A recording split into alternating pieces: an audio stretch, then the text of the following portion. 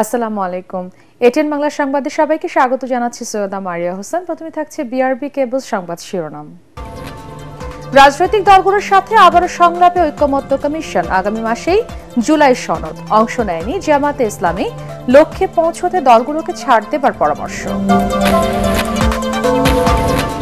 জুলাই আগস্টের গণহত্যার বিচারে আন্তর্জাতিক অপরাধ ট্রাইব্যুনাল ২ এর যাত্রা শুরু। ন্যায় বিচার প্রতিষ্ঠায় কোনো হুমকি পরোয়া করা হবে না, ট্রাইব্যুনাল চেয়ারম্যান।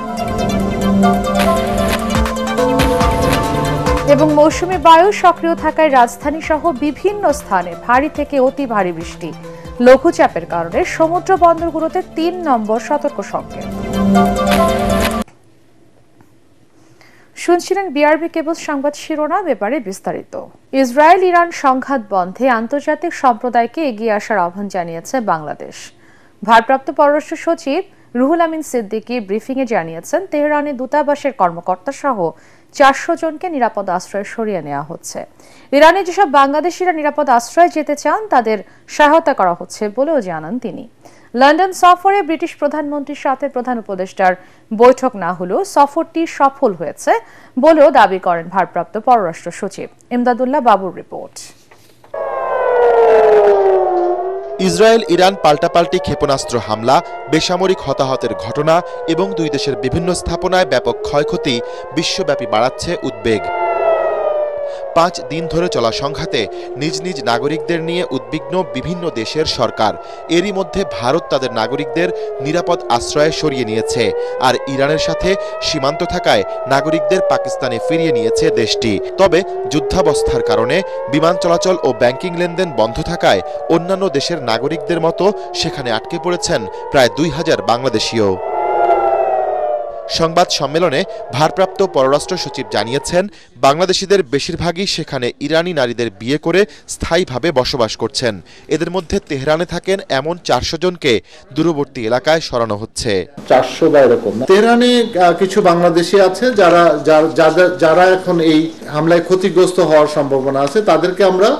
তাদেরকে আর আমাদের দূতাবাসে যারা কাজ করছেন তাদের জন্যই আমরা কাজ করছি, যাতে এরা নিরাপদে থাকতে পারে। মার্কিন যুক্তরাষ্ট্রকে এই বিষয়ে অনুরোধ করাটা কতটুকু সমীচীন হবে সেটা নিয়েও আমরা চিন্তা ভাবনা করছি। আন্তর্জাতিক সম্প্রদায়ের কাছে আমরা আহ্বানও জানাই যে যত তাড়াতাড়ি সম্ভব এই সংঘাত বন্ধ করে। এ সময় সচিব জানান, সবকিছু ঠিক থাকলেও লন্ডন সফরে প্রধান উপদেষ্টার সাথে ব্রিটিশ প্রধানমন্ত্রীর বৈঠক না হওয়ার ঘটনাটি ছিল অনভিপ্রেত। সম্পূর্ণ প্রোটোকল দেয়া হয়েছে, যেটা অফিসিয়াল ভিজিট না হলে এইখানে দেয়া হয় না। ফলে ব্রিটেনের প্রধানমন্ত্রীর সাথে আমাদের মাননীয় প্রধান উপদেষ্টার কেন সাক্ষাৎ হয়নি সেটার দায়ভার কার উপরে? নিঃসন্দেহে আমরা যেহেতু এই সফর পরিচালনার অংশ ছিলাম, সুতরাং কিছুটা তো দায়ভার আমাদের উপরে আসেই। তবে আমি আপনাদেরকে যে অবস্থাটা বললাম তাতে মনে হয় যে কোনো কারণে ওদের পক্ষে এই মিটিংটা করা সম্ভব হয়নি। সাবেক প্রধানমন্ত্রী শেখ হাসিনা ও সাবেক স্বরাষ্ট্রমন্ত্রী আসাদুজ্জামান খান কামালকে ফেরত আনার বিষয়ে এই মুহূর্তে পররাষ্ট্র মন্ত্রণালয়ের কাছে কোনো তথ্য নেই বলেও জানিয়েছেন তিনি। এই বিষয়ে তো এই মুহূর্তে আমার কাছে কোনো তথ্য নেই, আমি এই বিষয়ে কোনো উত্তর দিতে যাচ্ছি না। সচিব আরও বলেন, ভারতে অবৈধভাবে বসবাসরত বাংলাদেশিদের পুশিন বন্ধে দিল্লিকে আলোচনার প্রস্তাব দিয়েছে ঢাকা। সবাই ভালো থাকবেন। ইমদাদুল্লাহ বাবু, ATN Bangla, Dhaka. Iran Israel যুদ্ধ দীর্ঘ হলে বাংলাদেশেও এর নেতিবাচক প্রভাব পড়বে বলে মনে করছেন অর্থ উপদেষ্টা ডক্টর সালেউদ্দিন আহমেদ। উত্তেজনার কারণে তেল, গ্যাস ও সার আমদানিতে সমস্যা হতে পারে বলেও জানান তিনি। তাই বিকল্প প্রস্তুতি নিয়ে রাখছে সরকার। সচিবালয়ে ক্রয় সংক্রান্ত উপদেষ্টা কমিটির বৈঠক শেষে এসব কথা বলেন উপদেষ্টা। রিপোর্ট মাহবুব কবির চাপলের।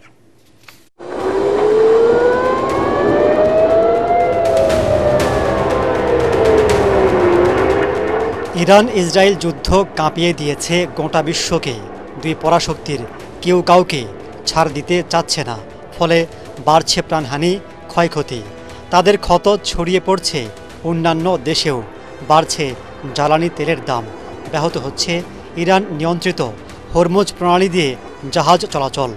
যুদ্ধ দীর্ঘ হলে বাংলাদেশও ক্ষতির মুখে পড়তে পারে বলে আশঙ্কা করছেন অর্থ উপদেষ্টা। যুদ্ধ তো শুধু এনার্জি প্রাইস না, আমার সার যেগুলো আসবে, আপনি জানেন বেশিরভাগ জাহাজ আসে কোন দিক থেকে, যে হরমুজ প্রণালী দিয়ে আসে, সেটা এফেক্ট করতে পারে। অর্থ উপদেষ্টা জানান, এখনও বাড়তি দামে তেল গ্যাস কিনতে হচ্ছে না, তবে পরিস্থিতি জটিল হলে পাল্টে যাবে সমীকরণ। তাই বিকল্প প্রস্তুতি রাখছে সরকার। ইরাকের যুদ্ধে আমরা একটা অবজার্ভ করছি, আমরা দেখছি ইমিডিয়েটলি কিছুটা বেড়েছে, বাট এখন আমাদের যেগুলোতে আমরা অলরেডি অর্ডার প্লেস করছি ওটা এফেক্ট করে না। আমরা অবজার্ভ করছি যে এই যে গ্যাস প্রাইস বা এলএনজি প্রাইস যদি বেড়ে যায়, এটা উইল টেক কেয়ার হবে। আজকে যেটা দিলাম ওটা ওল্ড প্রাইসে ওরা কোট করেছে, ভাগ্য ভালো যে ওই প্রাইসে আমরা পাবো, কিন্তু ভবিষ্যৎ যখন আমরা যখন কোটেশন আনবো তখন হয়তো কিছুটা রিফ্লেক্ট করবে। বিকল্প চিন্তা এই যে এনার্জি মিনিস্ট্রিটা করছে ডেফিনেটলি। আমরা তো এলএনজির উপর ডিপেন্ড করি বেশি। তিনি আশা করেন যুদ্ধ দ্রুত শেষ হবে, তবে কোনো দেশের পক্ষ নেবে না বাংলাদেশ। মাহবুব কবির চপল, ATN Bangla, Dhaka.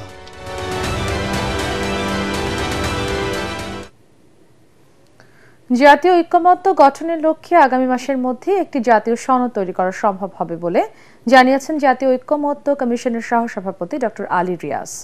Foreign service academy রাজনৈতিক দলগুলোর সাথে ঐক্যমত্য কমিশনের বৈঠকে এই আশাবাদ ব্যক্ত করেন তিনি। সংসদীয় স্থায়ী কমিটির সভাপতির 4টি পদ পাবে বিরোধী দল, বাকিগুলো হবে সংখ্যানুপাতে। এ বিষয়টি একমত হয়েছে রাজনৈতিক দলগুলো। সংলাপে বিএনপি, এনসিপি সহ অন্যান্য দল অংশ নিলেও যোগ দেয়নি জামায়াত ইসলামী। আরও জানাচ্ছেন ইয়াসিন রানা। রাজধানীর ফরেন সার্ভিস একাডেমিতে রাজনৈতিক দলগুলোর সঙ্গে দ্বিতীয় পর্যায়ের দ্বিতীয় দিনের সংলাপ করেছে ঐকমত্য কমিশন। এতে সবগুলো রাজনৈতিক দল অংশ নিলেও লন্ডনে বিএনপির ভারপ্রাপ্ত চেয়ারম্যান তারেক রহমানের সাথে প্রধান উপদেষ্টা ডক্টর মোহাম্মদ ইউনূসের বৈঠক ইস্যু কেন্দ্র করে সংলাপে যোগ দেয়নি জামায়াত ইসলামী। সংলাপের শুরুতে সূচনা বক্তব্য রাখেন কমিশনের সহসভাপতি ডক্টর আলী রিয়াজ। আমরা জুলাই মাসের মধ্যেই এই জাতীয় সনদ তৈরি করতে পারব। সংলাপে আস্থা ভোট, অর্থ বিল ছাড়া অন্যান্য সকল বিষয়ে সংসদ সদস্যরা স্বাধীনভাবে মতামত দেওয়ার বিষয়ে সিদ্ধান্ত গ্রহণ করা হয়েছে বলে জানান বিএনপির স্থায়ী কমিটির সদস্য সালাউদ্দিন আহমেদ। সিদ্ধান্ত হয়েছে আস্থা ভোট এবং অর্থ বিলের বিষয়টি জাতীয় সনদে উল্লেখ থাকবে, সবাই স্বাক্ষর করতে পারবেন। তবে বাকি দুইটা বিষয় এইভাবে আলাদা সংযুক্তি থাকবে যদি আমাদের দলের নির্বাচনী ইশতেহারে এগুলো আমরা উল্লেখ করি স্পেসিফিক। সেই ক্ষেত্রে আমরা যদি দায়িত্বপ্রাপ্ত হই তখন আমরা এই দুইটি বিষয়ও এখানে সংযুক্ত করতে পারব। কমিশনের নিরপেক্ষতা নিয়েও এদিন প্রশ্ন তোলে এনসিপি।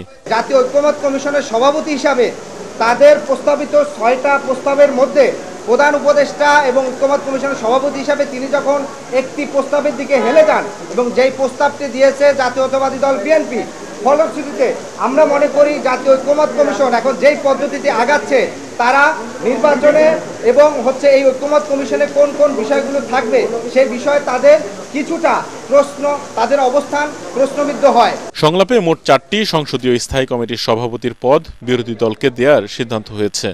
এছাড়া সংরক্ষিত নারী আসন 100 করার বিষয়েও একমত সবাই। বাংলাদেশের এখন একটা বড় রাজনৈতিক দল বাংলাদেশ জামাতে ইসলামী, তাদের প্রতিনিধি এখানে নেই। তা আমি এই বিষয়টা প্রশ্ন করেছিলাম পার্লামেন্টে নারীদের জন্য সেটাকে 100-তে সেটাকে উন্নীত করা। এটা মোটামুটি বলতে পারেন অধিকাংশ দল তারা এক ধরনের চিন্তার ঐক্যে তারা এখন এসছেন। জাতীয় সংসদে যে 50টি স্থায়ী কমিটি, সংসদীয় কমিটি থাকে, সেই কমিটিগুলোতে আনুপাতিক হারে 50% বিরোধী দলের প্রতিনিধিত্ব দেওয়ার কথা হয়েছে। ভালো নির্বাচনের জন্য সংখ্যানুপাতিক পদ্ধতি দরকার, এই আলোচনা শুরু হওয়া দরকার। আমাদের দুঃখ এই আলোচনা এখনো শুরু হয়নি, আমরা মনে করি এই আলোচনা শুরু হওয়া দরকার। সংলাপ শেষে ব্রিফ করেন ঐকমত্য কমিশনের সহসভাপতি ডক্টর আলী রিয়াজ।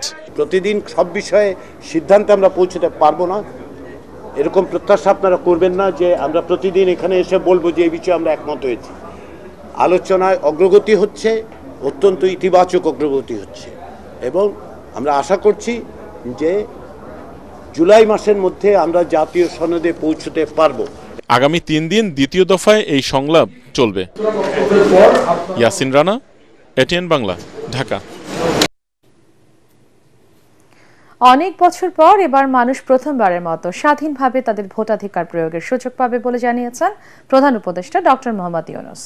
রাষ্ট্রীয় অতিথি ভবন যমুনায় নবনিযুক্ত অস্ট্রেলিয়ান হাইকমিশনার সুসান রাইল তার সঙ্গে সাক্ষাৎ করতে গেলে তিনি এ কথা বলেন। প্রধান উপদেষ্টা বলেন, অস্থির সময় পার করে দেশ এখন একটি গুরুত্বপূর্ণ পরিবর্তনের মধ্য দিয়ে যাচ্ছে। সংবিধান, বিচার বিভাগ ও প্রশাসনিক সংস্কারে যোগ দিচ্ছে সরকার। এই সংস্কারগুলোর মাধ্যমে একটি সুশৃঙ্খল রাজনৈতিক রূপান্তর নিশ্চিত করার চেষ্টা চলছে। নির্বাচনের সহযোগিতার বিষয়ে হাইকমিশনার রাইল জানান, অস্ট্রেলিয়া ইউএনডিপির মাধ্যমে 20 লাখ অস্ট্রেলিয়ান ডলার সহায়তা দেবে, যা বাংলাদেশের নির্বাচন কমিশনের প্রাতিষ্ঠানিক, প্রযুক্তিগত এবং পরিচালনাগত সক্ষমতা বৃদ্ধিতে ব্যয় হবে।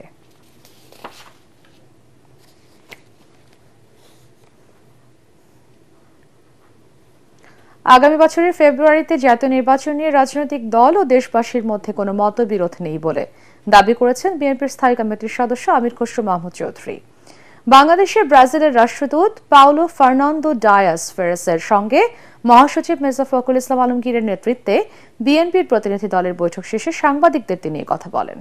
চেয়ারপারসনের গুলশান কার্যালয়ে অনুষ্ঠিত বৈঠকে বাংলাদেশের কৃষি, প্রাণী সম্পদ এবং খেলাধুলার উন্নয়নে ব্রাজিলের সর্বাত্মক সহযোগিতার কথা জানান রাষ্ট্রদূত পাওলো ফার্নান্দো। বৈঠকের বিষয়ে সংবাদ সম্মেলনে বিএনপির স্থায়ী কমিটির সদস্য আমির খসরু মাহমুদ চৌধুরী বলেন, রাজনৈতিক দলগুলোর মধ্যে ঐক্য, ভিন্ন মতের প্রতি শ্রদ্ধা এবং দেশের স্বার্থে এক হয়ে কাজ করার সংস্কৃতি তৈরি করতে না পারলে কোনো সংস্কার কাজে আসবে না।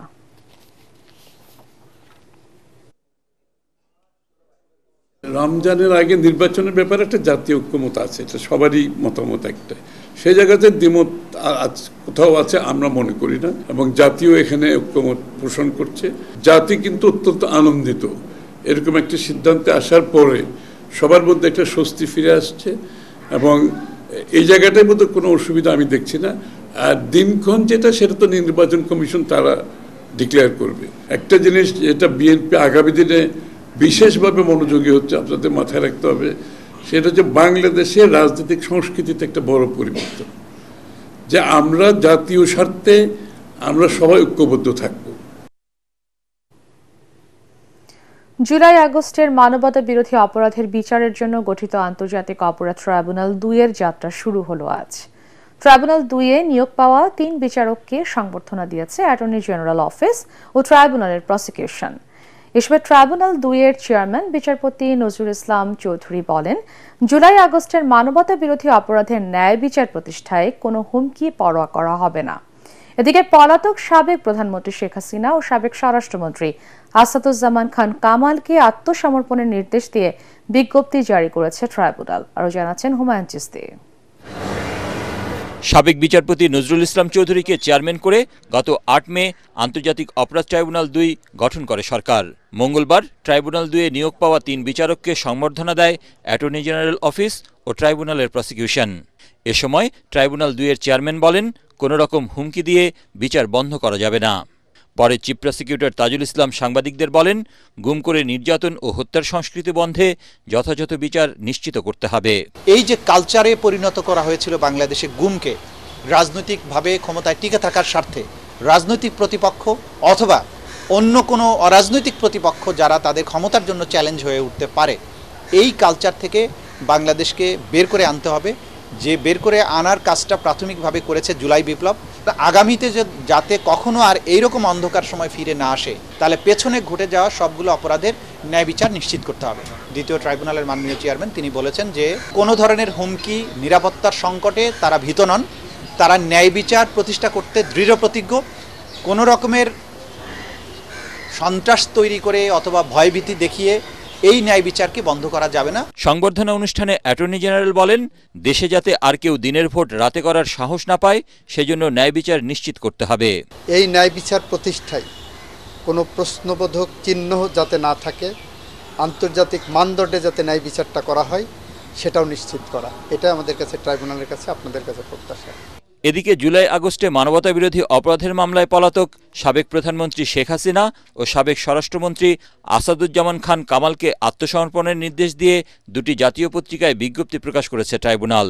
বিজ্ঞপ্তিতে আগামী 24 জুন তাদের আত্মসমর্পণ করতে বলা হয়েছে। ওই দিন হাজির না হলে তাদের অনুপস্থিতিতে বিচার কাজ শুরু হবে। হুমায়ুন চিস্তি, এটিএন বাংলা, ঢাকা। শপথ না পড়ালে আনুষ্ঠানিকভাবে মেয়রের দায়িত্ব পালন করবেন না বলে জানিয়েছেন ইঞ্জিনিয়ার ইশরাক হোসেন। তবে জরুরি সেবা চালু রাখতে কাজ করে যাবেন তিনি। এদিকে আজও নগর ভবন মিলনায়তনে বৈঠক করছেন ইশরাক হোসেন।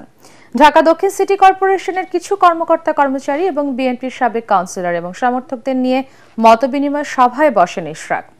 তবে সভায় গণমাধ্যমের প্রবেশে কড়াকড়ি আরোপ করা হয়। এর আগে ইশরাক হোসেন অভিযোগ করেন রাজনৈতিক উদ্দেশ্য হাসিলের জন্য ডিএসসিসিতে নিজের পছন্দের প্রশাসক নিয়োগ দিয়েছেন স্থানীয় সরকার উপদেষ্টা। শপথ আয়োজন না হওয়া পর্যন্ত আন্দোলন অব্যাহত রাখার কথা জানান তিনি। এই আন্দোলন আবারও নগর ভবনের গণ্ডি পার হয়ে রাজপথে অবস্থান করবে। আপনাদেরকে আমি আবারও বিনীতভাবে অনুরোধ জানাচ্ছি, যত দ্রুত সম্ভব আপনারা এটা সুরাহা করুন। কেন আপনারা কাল বিলম্ব করছেন? কিসের জন্য আপনারা এখানে কালক্ষেপণ করছেন? কার প্ররোচনায় এই বর্তমান অন্তর্বর্তীকালীন সরকার এখন পর্যন্ত কোনো কার্যকরী পদক্ষেপ নিচ্ছে না, সেটা আমি বুঝে পাচ্ছি না। আপনারা পদক্ষেপ নিন, আমাদেরকে মুক্তি দিন, জনগণকে মুক্তি দিন। মৌসুমী বায়ু সক্রিয় থাকায় রাজধানী সহ দেশের বিভিন্ন স্থানে ভারী থেকে অতি ভারী বৃষ্টি হচ্ছে। আগামী 4 থেকে 5 দিন এই অবস্থা থাকতে পারে বলে জানিয়েছে আবহাওয়া অধিদপ্তর। এদিকে দেশের দক্ষিণ পশ্চিমাঞ্চলে সৃষ্ট লঘুচাপের কারণে সমুদ্র বন্দরগুলোতে 3 নম্বর সতর্কতা সংকেত জারি করা হয়েছে। ঐশী গোস্বামী প্রমার রিপোর্ট।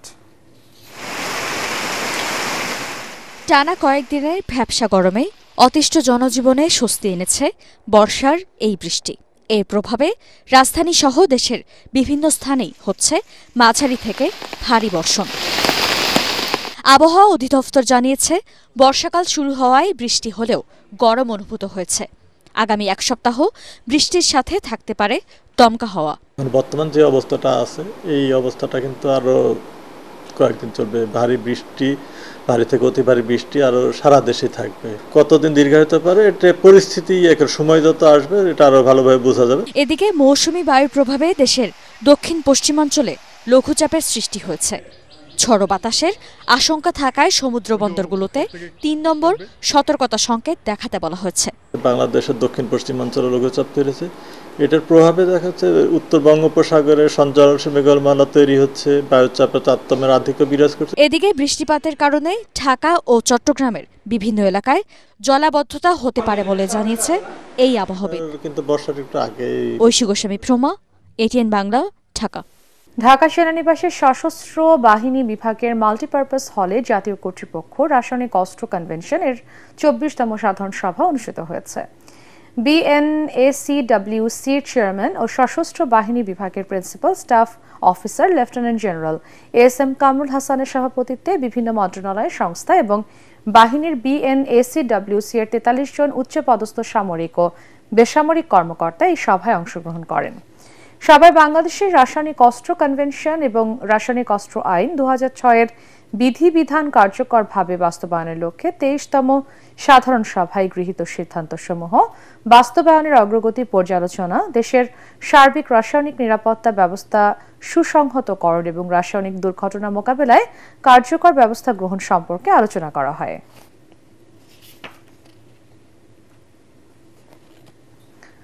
ডাক্তার ও শিক্ষকদের কোনো দলভুক্ত হওয়া উচিত নয় বলে মনে করেন স্বাস্থ্য উপদেষ্টা নূরজাহান বেগম।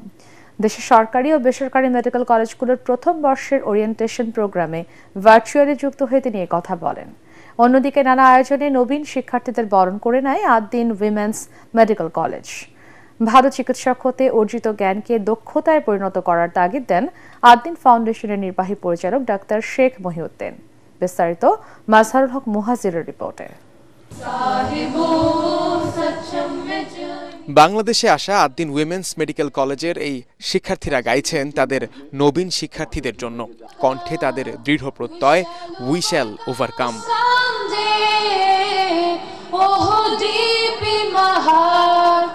ওরিয়েন্টেশন প্রোগ্রাম উপলক্ষে নতুন সাজে সেজেছে আদ্দিন উইমেন্স মেডিকেল কলেজ। মানব সেবার মহান ব্রত নিয়ে দেশ বিদেশের বিভিন্ন প্রান্ত থেকে ছুটে আসা এই শিক্ষার্থীদের চোখে মুখে নব উদ্যম। সন্তানদের নিয়ে একাকা স্বপ্নে বিভোর তাদের অভিভাবকরাও। আমরা আদ্দিন পরিবারের সহচর্যে সেই চিকিৎসক হতে চাই যারা রোগ নয় রোগীকে দেখে। তোমরা তোমাদেরকে ধারণ করো যে ভালো মানুষ ভালো ডাক্তার হয়ে এখান থেকে বের হতে হবে, সেই স্বপ্ন তোমরা পূরণ করো। अगर कभी आइटम से दिल घबराए या घर वालों की याद आए, just put your hand on your heart and say all is well, all is well. এই সময় প্রধান অতিথির বক্তব্যে আদ্দিন ফাউন্ডেশনের নির্বাহী পরিচালক ডাক্তার শেখ মহিউদ্দিন ভবিষ্যৎ চিকিৎসকদের উদ্দেশ্যে বলেন, শুধু হার্টবিট শুনলে হবে না, শুনতে হবে মানুষের হৃদয়ের কথাও।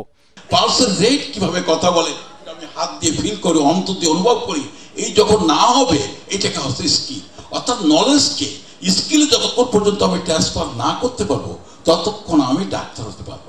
এদিন সারা বাংলাদেশের মেডিকেল শিক্ষার্থীদের নিয়ে ভার্চুয়ালি স্বাস্থ্য ও পরিবার কল্যাণ মন্ত্রণালয়ের পক্ষ থেকেও শুভেচ্ছা জানানো হয়। মন্ত্রণালয়ের সভাকক্ষ থেকে শিক্ষার্থীদের নানা দিক নির্দেশনা দেন উপদেষ্টা নূরজাহান বেগম। ব্যক্তিগতভাবে মনে করি ডাক্তার এবং যারা শিক্ষক, যে কোনো পর্যায়ে শিক্ষকতা যারা করেন তাদের কোনো দল থাকার কথা না, তাদের কোনো দলের যুক্ত হওয়া উচিত না। রাজধানীর মগবাজারে অবস্থিত আদ্দিন উইমেন্স মেডিকেল কলেজে 2024-25 শিক্ষাবর্ষে মোট 100 জন শিক্ষার্থী ভর্তি হয়। এর মধ্যে 74 জন দেশি ও 26 জন বিদেশি শিক্ষার্থী। মাসহারুল হক মুহাজির, এটিএন বাংলা, ঢাকা। আল আরাফা ইসলামী ব্যাংক অর্থ সংবাদ।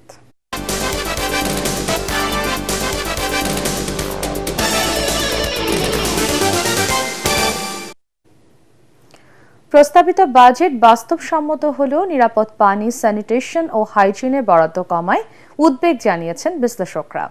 তাদের মতে 2025-26 অর্থবছরের ওয়াশ খাতে বরাদ্দ কমায় এসডিজি বাস্তবায়ন ও প্রান্তিক জনগোষ্ঠীর জীবন জীবিকায় ঝুঁকি আরও বাড়বে। 2025-26 অর্থবছরের ওয়াশ খাতে বার্ষিক উন্নয়ন কর্মসূচির বরাদ্দ নিয়ে সংবাদ সম্মেলনে অর্থনীতিবিদ হোসেন জিল্লুর রহমান বলেন, গ্রাম ও শহরে অঞ্চলভিত্তিক বৈষম্যহীন বাজেট বরাদ্দ নিশ্চিত করতে হবে। ওয়াশ খাতে প্রস্তাবিত বাজেটে 10,901 কোটি টাকা বরাদ্দ দিয়েছে সরকার, যা আগের অর্থবছরের চেয়ে 22.46 ভাগ কম।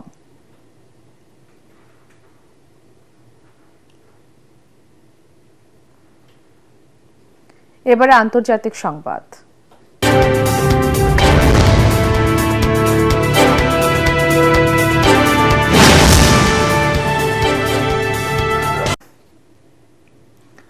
আবারও যান্ত্রিক ত্রুটি নিয়ে জরুরি অবতরণ করেছে এয়ার ইন্ডিয়ার আরেকটি উড়োজাহাজ। সোমবার মধ্যরাতে এয়ার ইন্ডিয়ার AI-180 ফ্লাইটটি কলকাতার নেতাজি সুভাষচন্দ্র আন্তর্জাতিক বিমানবন্দরে জরুরি অবতরণ করে। সান ফ্রান্সিসকো থেকে কলকাতা হয়ে মুম্বাই যাচ্ছিল ফ্লাইটটি। কলকাতার কাছে পৌঁছলে উড়োজাহাজটিতে যান্ত্রিক ত্রুটি ধরা পড়ে। দ্রুত অবতরণ করে কলকাতা বিমানবন্দরে দীর্ঘ সময় বিমানেই বসে থাকেন যাত্রীরা। সকাল 5:20 বিমান থেকে যাত্রীদের নেওয়া হয় বিমানবন্দরের লাউঞ্জে। যাত্রীদের সবাই নিরাপদে আছে বলে জানিয়েছে এয়ার ইন্ডিয়া কর্তৃপক্ষ। এর আগে গত সপ্তাহে লন্ডনগামী এয়ার ইন্ডিয়ার একটি বোয়িং 787 ড্রিম লাইনার উড়োজাহাজ আহমেদাবাদ বিমানবন্দর থেকে উড্ডয়নের পরপরই বিধ্বস্ত হয়ে নিহত হন 294 জন আরোহী। চট্টগ্রাম বন্দরের new mooring container terminal NCT পরিচালনায় বিদেশি অপারেটর নিয়োগের সরকারি সিদ্ধান্ত বাতিল না হলে কঠোর কর্মসূচির হুঁশিয়ারি দিয়েছে শ্রমিক কর্মচারী ঐক্য পরিষদ চট্টগ্রাম। সকালে নগরীর জামাল খানের একটি মিলনায়তনে আয়োজিত সংবাদ সম্মেলনে একথা জানান সংগঠনটির নেতারা। এতে লিখিত বক্তব্য পাঠ করেন বিভাগীয় শ্রমিক দলের সভাপতি AM নাজিম উদ্দিন। এ সময় বক্তারা অভিযোগ করে বলেন, বন্দরের নিজস্ব অর্থায়নে নির্মিত এনসিটি সফলভাবে পরিচালনা করে আসলেও সরকার টার্মিনালটি পরিচালনায় বিদেশি অপারেটর নিয়োগের সিদ্ধান্ত নিয়েছে। এ ধরনের আত্মঘাতী সিদ্ধান্ত থেকে দ্রুত সরকারকে সরে আসার আহ্বান জানান শ্রমিক নেতারা। এক্ষেত্রে আমাদের বক্তব্য যেটা হচ্ছে সেটা হচ্ছে, আমাদের যখন পিঠ দেওয়ালে ঠেকে যাবে তখন আমাদের বিকল্প কোনো কিছু থাকবে না। তখন আমরা বেঁচে থাকার জন্য, বাঁচার জন্য যা করা প্রয়োজন সেটা আমাদের করতে বাধ্য হব। এবারে খেলার খবর।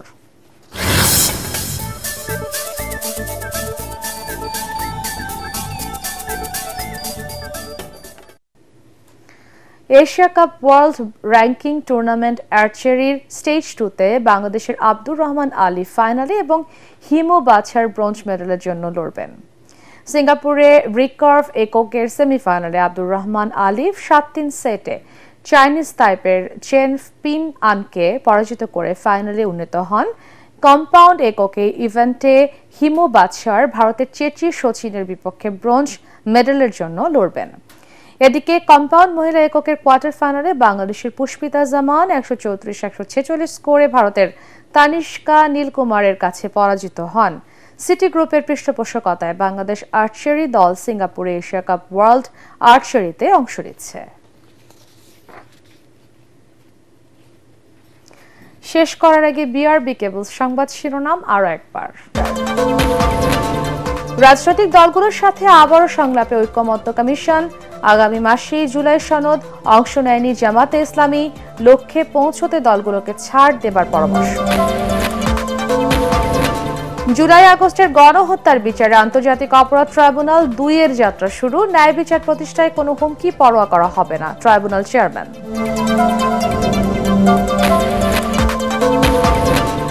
এবং মৌসুমী বায়ু সক্রিয় থাকায় রাজধানী সহ বিভিন্ন স্থানে ভারী থেকে অতি ভারী বৃষ্টি। লঘুচাপের কারণে সমুদ্র বন্দরগুলোতে 3 নম্বর সতর্ক সংকেত। পরবর্তী সংবাদ দেখার আমন্ত্রণ জানিয়ে এখনকার মতো শেষ করছি এটিএন বাংলার সংবাদ। ইউটিউবে দেখতে ব্রাউজ করুন youtube/এটিএন বাংলা নিউজ। ধন্যবাদ সবাইকে।